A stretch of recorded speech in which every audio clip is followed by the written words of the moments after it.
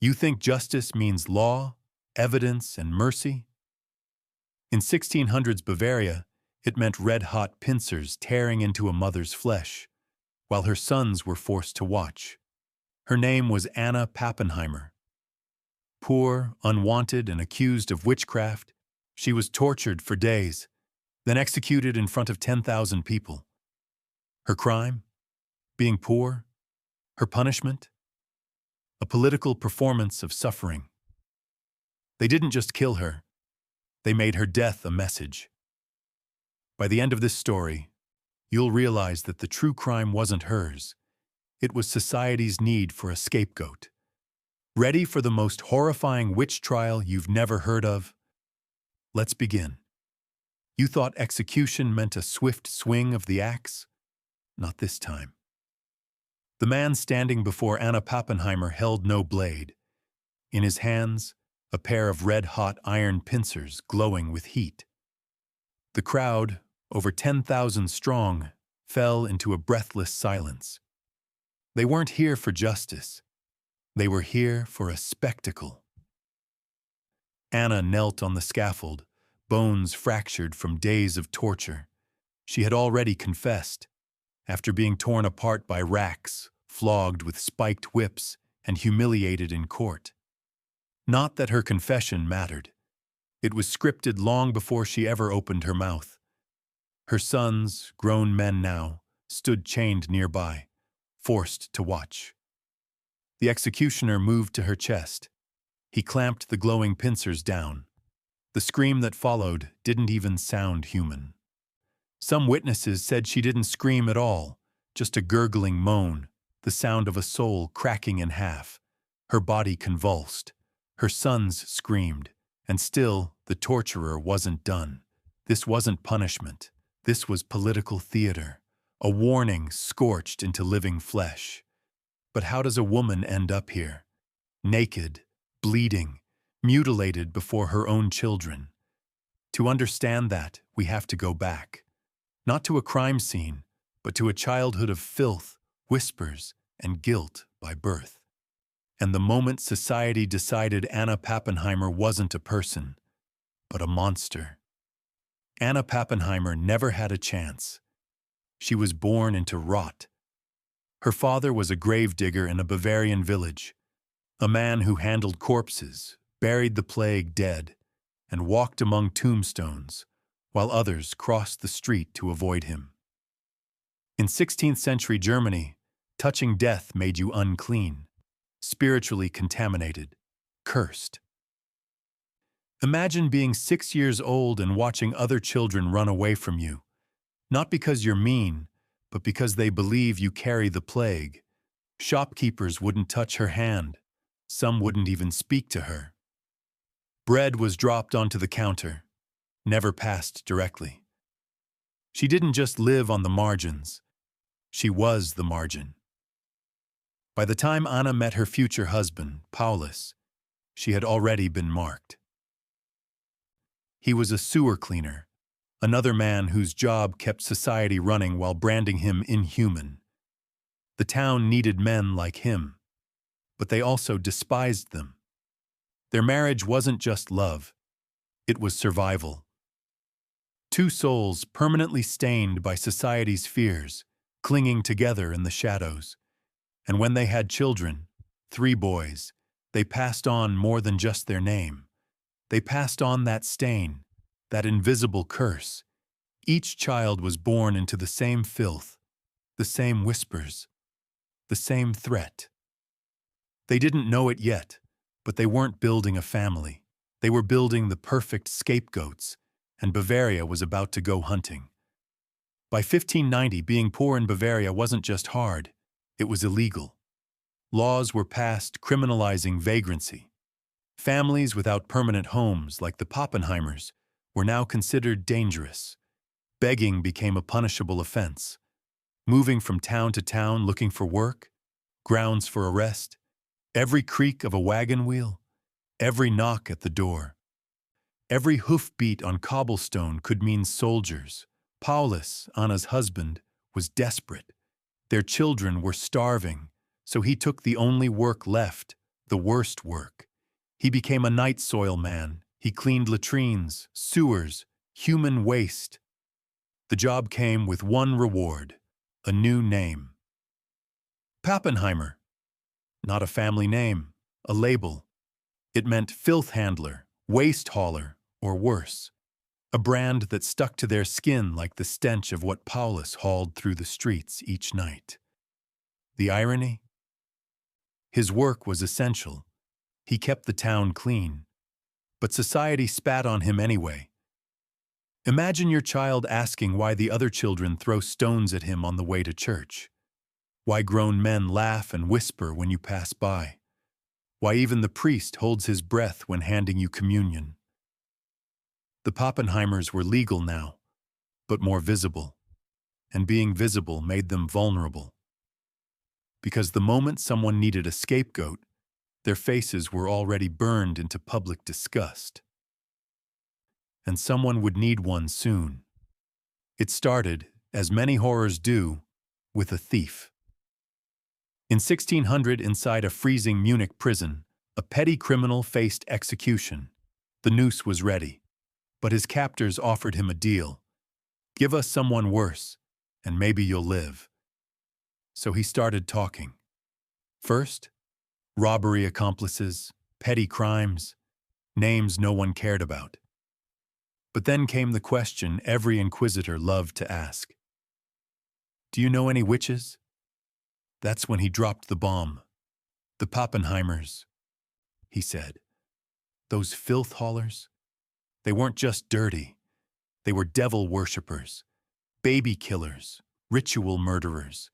He claimed they hunted pregnant women, murdered them, and used their unborn children to make invisible candles, forged from unbaptized baby fat. Light one, he said, and you could vanish from sight.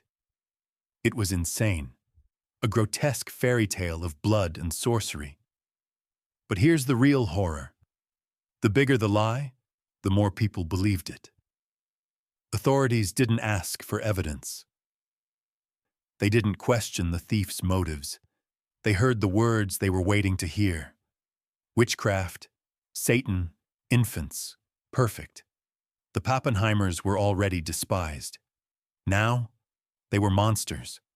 The kind of monsters a duke could burn, publicly, to unite a frightened population, to cleanse his streets, to win power.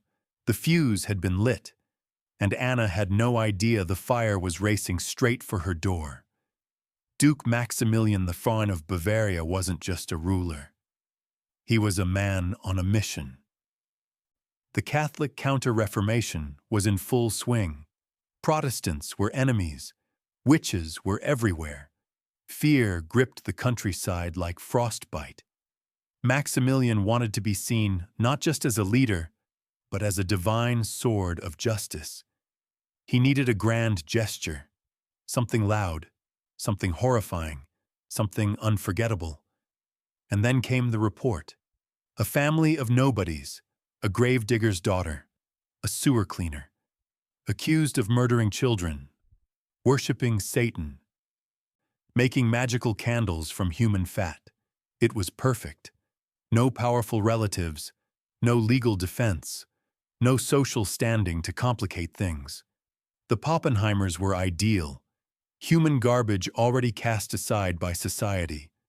Now all he had to do was burn them in front of everyone. Maximilian didn't want a trial. He wanted a show. He personally summoned elite interrogators, ordered public proclamations of the family's guilt, designed the execution as a moral cleansing ceremony. Invitations were sent out. Officials from across Bavaria were told to attend. This wouldn't just be a punishment. It would be a sermon, written in pain, performed on a scaffold, witnessed by thousands. And Anna? She would be the center of it all, not as a mother, not as a wife, but as a cautionary tale, wrapped in flames. The Papenheimers were asleep in a squalid tavern when the soldiers came. It was still dark. Snow mixed with ash in the air. Boots thundered down cobblestone streets. Metal clanged.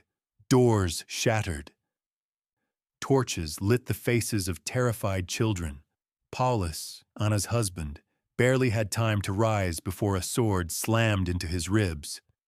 Anna screamed, not out of fear for herself, but for her sons. Simon, the eldest, froze.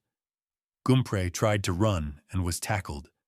Little Michel clung to his mother's skirts until a guard ripped him away by the hair. They were bound in chains, dragged outside, and no one stopped it. Neighbors peeked from windows and quickly closed the shutters. Who would defend the Papenheimers? They were human waste, after all. Disposable. Anna fought. Of course she did. She kicked, clawed, cursed like a wild animal. But the records describe it differently. They called her possessed, unnatural, witch-like. Because even a mother's instinct could be twisted into evidence of guilt. The guards didn't just arrest them. They paraded them through towns where they had once begged, past people who had once turned away, now cheering their fall. They were no longer a family. They were prisoners of spectacle, props in a pageant of fear.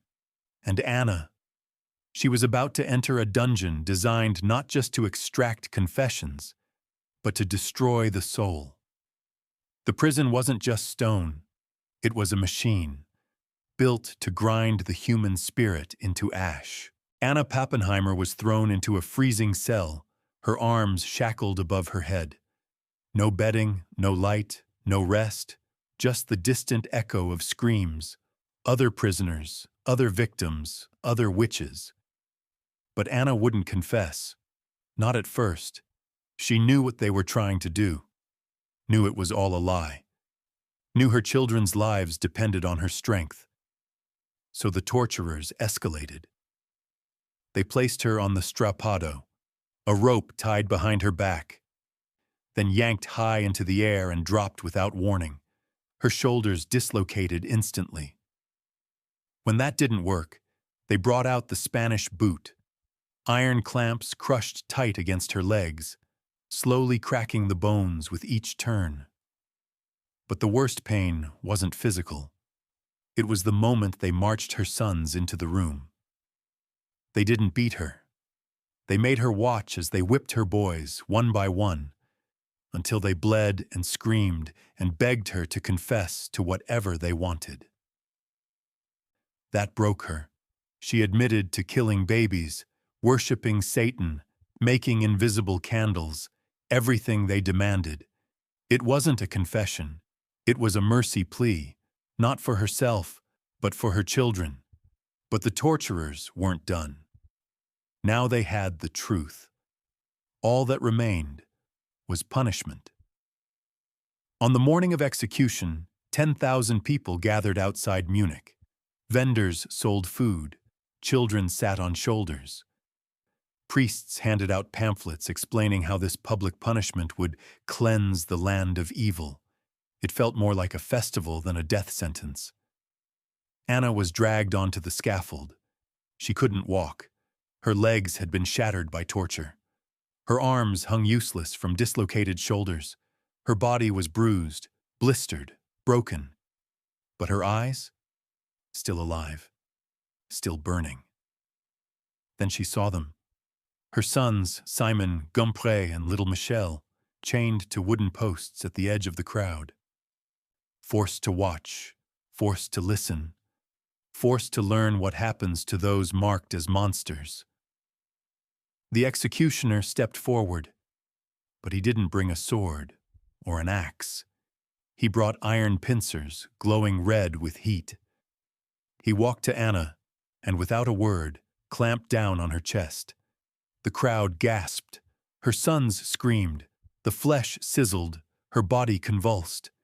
But she did not scream, not in a way anyone expected. Witnesses say the sound she made was not human, but hauntingly quiet, like a sob wrapped in smoke. And this wasn't the end. It was just the first act. Because her death wasn't the only message. The real horror was still to come. After the pincers tore Anna's chest apart, the executioner paused, not out of mercy, but for dramatic effect. He turned to the crowd, held the bloody instrument high like a trophy, then slowly, methodically, began tearing pieces of her flesh from her limbs. One for each crime, one for each fabricated sin. The announcer listed them out like theater credits. Murderer of children, rip. Worshipper of Satan, tear. Maker of magic candles, burn. Each accusation followed by another mutilation.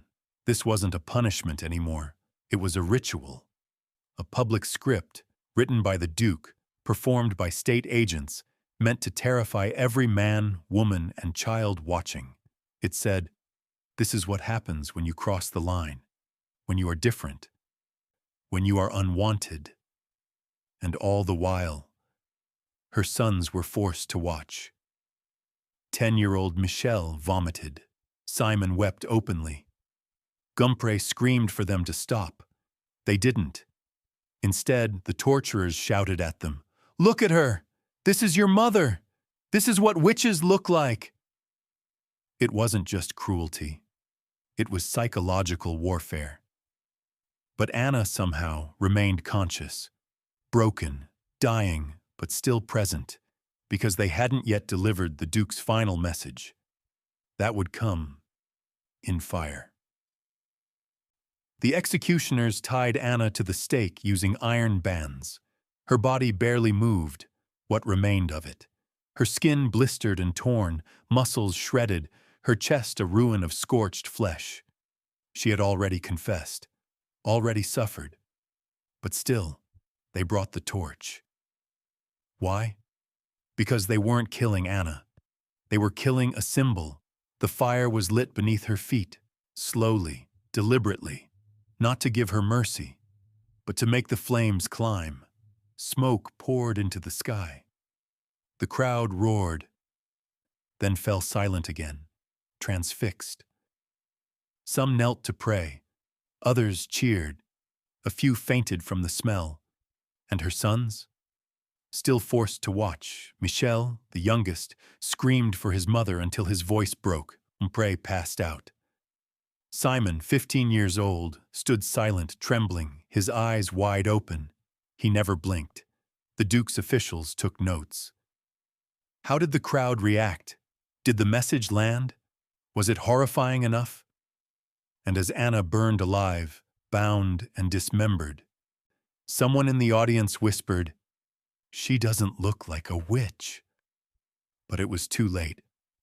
The story had been written in blood and smoke. And soon, her sons would burn too.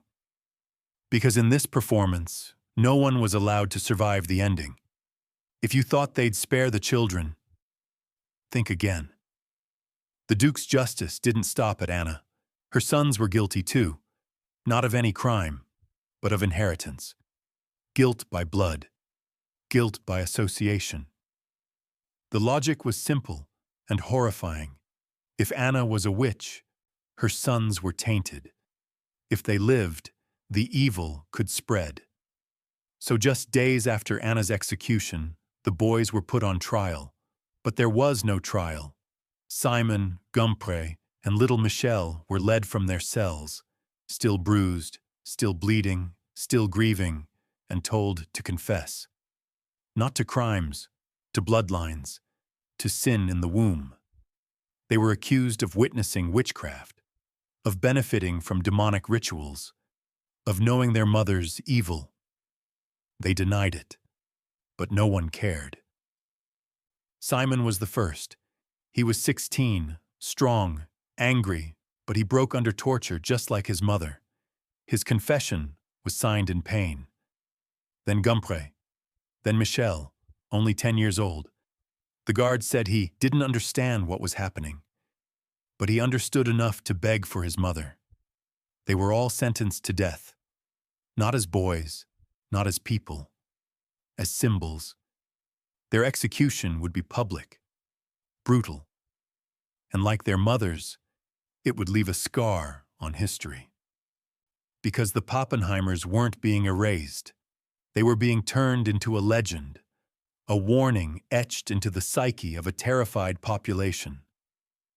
They marched Simon, Gumpre, and Michel to the same square where their mother died. Same platform, same instruments, same crowd. Only this time, the spectacle was worse. Because everyone knew these were children. Simon, the oldest, tried to walk tall. He didn't flinch as they bound his wrists.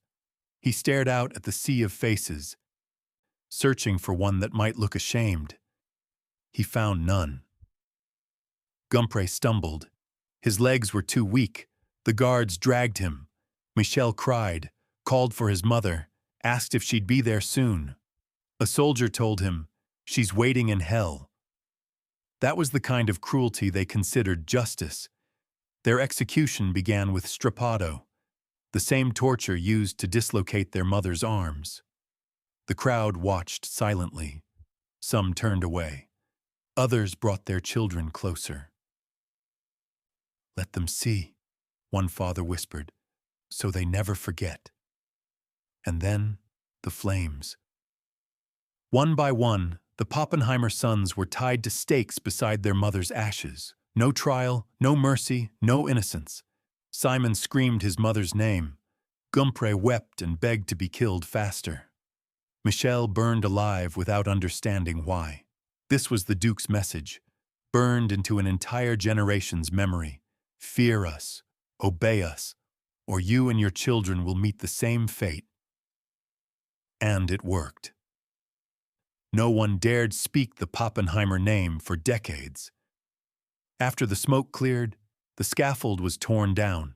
The ashes of Anna and her sons were swept away like garbage, and the people of Munich went back to life.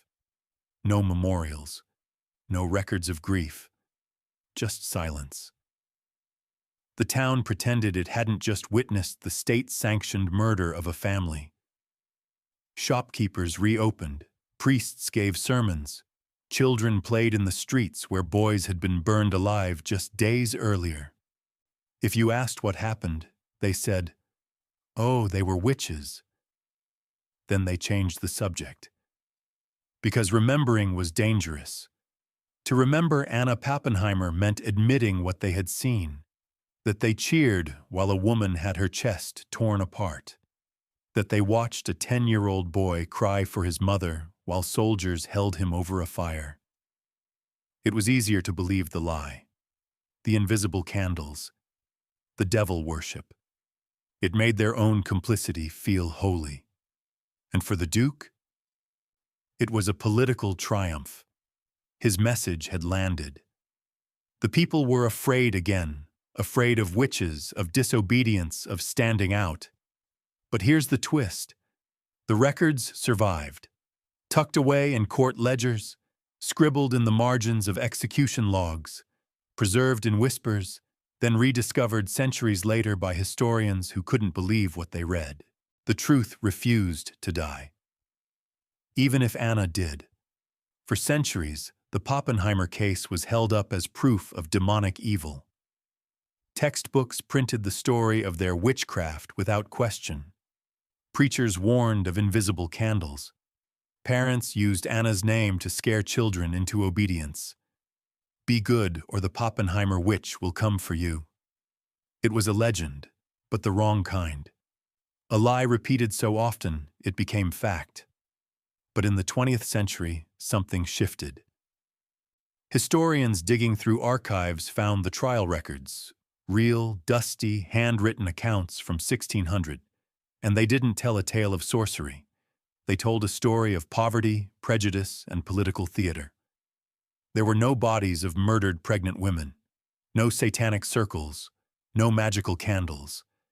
Just a family despised for being poor, accused because a thief needed a lie, burned because a duke needed an example.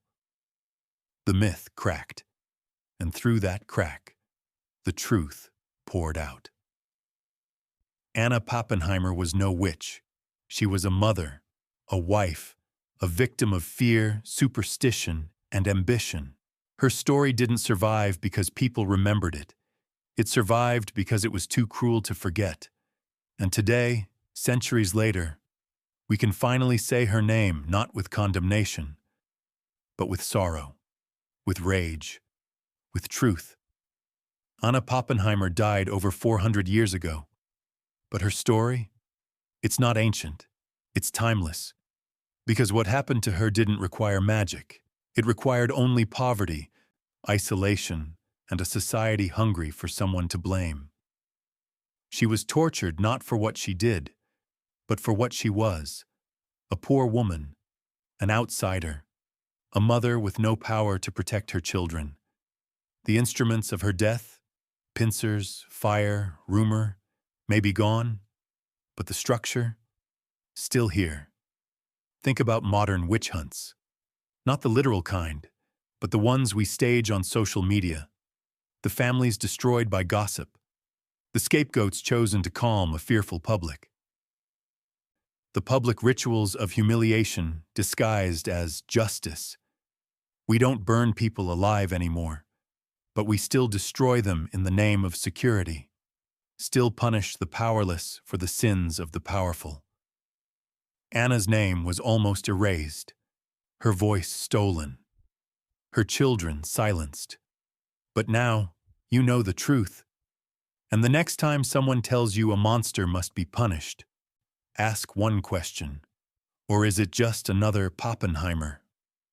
We began with red-hot pincers and a mother on her knees, watched by her sons, watched by 10,000 silent witnesses, torn apart not because she was guilty, but because she was convenient. Now that you've heard the full story, what haunts you most? Was it the executioner tearing into her chest as her children screamed? Was it the duke who turned torture into political theater? Was it the crowd, the parents, who brought their children to watch? Or maybe it's what happened after. The silence, the forgetting, the way a lie was allowed to survive while a family burned into ash. Because here's the truth. Anna Papenheimer was never a witch. She was a product of poverty, of fear, of a society that needed monsters. They didn't just kill her. They branded her. They rewrote her. And the most chilling part? It worked. For centuries, her story wasn't one of injustice. It was one of warning. She was remembered as the evil mother, the baby killer, the unclean, all because one thief told a lie, all because one duke needed power. But history, no matter how twisted, leaves fingerprints. Through trial records, execution logs, and scattered letters, modern historians pieced her life back together. Not the witch, but the woman. Not the monster, but the mother. A woman who begged for her children's lives, who endured days of pain, who stayed silent until they made her watch her sons suffer. And even then, she confessed not out of guilt, but out of love. Today, we think we're past this, more rational, more just. But ask yourself this: who are the Papenheimers now? Who are the people society still casts out? Who are we blaming for our fear? Who's being called dangerous because they're poor, different, or powerless? It's easy to look at 1600s Bavaria and feel disgusted. Harder to admit we still run modern witch trials, just with new tools. We shame, we exile, we cancel. And we watch, sometimes gleefully. We still mistake humiliation for justice, still punish the inconvenient, still let fear make decisions for us. But Anna's story is here now, unburied, undeniable. Let it be a warning, but not the one they meant it to be. Let it remind us how far power will go to control a story, how easy it is to turn a mother into a monster, how fast justice becomes theater when the crowd demands a show.